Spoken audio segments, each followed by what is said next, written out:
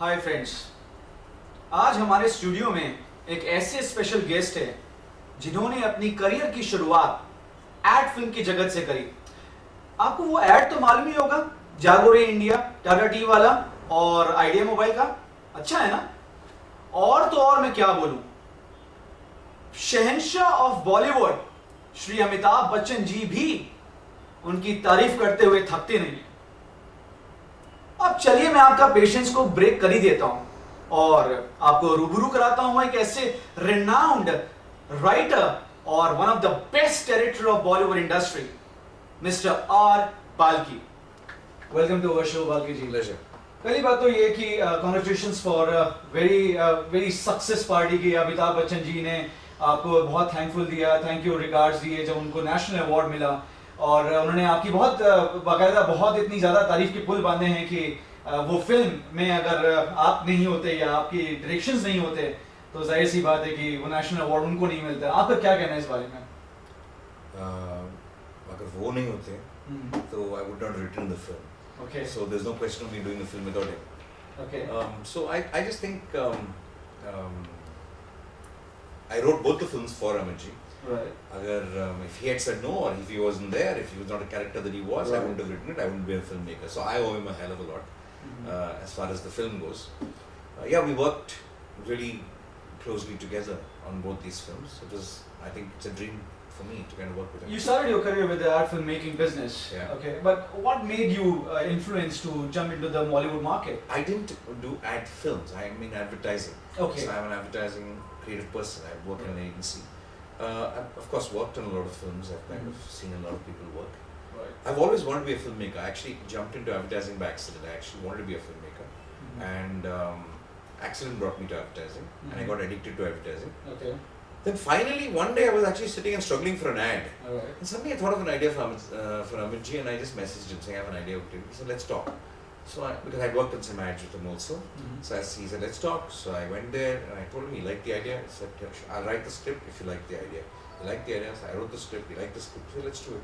So that's how it happened. It happened as a very smooth process. But I spent about 16, 17 years in advertising before I did my first film.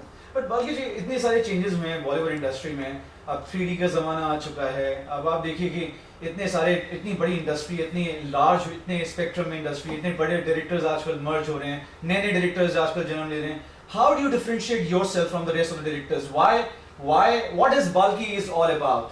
I wouldn't do a film unless it has an idea, which is special, which is worth telling, because I believe watching films is easier than making films. Right. And अगर आपके पास, if you don't have a big enough idea or a special idea, at least for you, it must be an idea that seems original, which has not been done before, then I'd like to do it. Okay.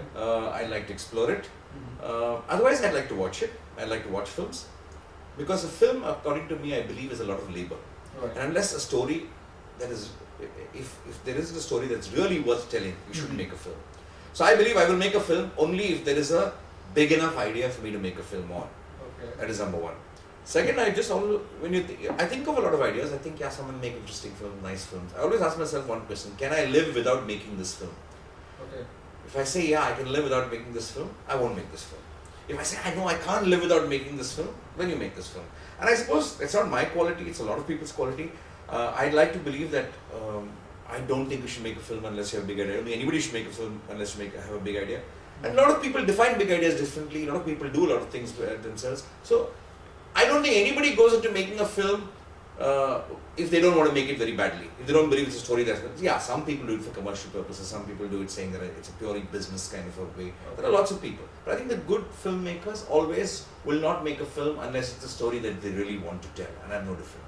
There's a recent debate which is going on between the filmmaker and the film critics, which the film critic believes that it's they are the people, those who can tell the truth behind the film, whether the film is worth watching or not. Whereas some of the filmmakers of Bollywood industry says that who are the film critics is all about? Who are they to judge the film? It's all about when it comes to the entertainment business. It's all about the fun and joy that audience should see, not the comments of the film critic. Now, how do you judge yourself that are film critics the god for making the film a hit or a flop, or are they right in saying this thing? What is your comments on that? See, this is my This is one of the favorite topics of the film industry. Okay. About the film critics. No, I don't believe film critics are gods or devils. They're human beings. And they're supposed to do a job. They're supposed to tell, but they've got a job. They've got an onus which is far beyond commercialism. They've got an onus to tell people whether a film is good or bad. That is their job, and they must do it. Otherwise, you can question that about any part of media. Okay, that what are they gods or what? No, they have a job to do, and they're doing it.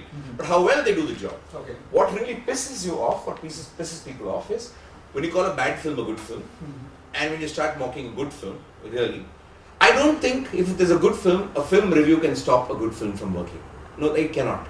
Okay, people have a mind of their own. Word of mouth spreads. A lot of films that have been given 2 stars and 2.5 stars have gone on to become mega hits, and a lot of films that have been given 4 stars and 5 stars have become duds at the box office. So that really doesn't matter.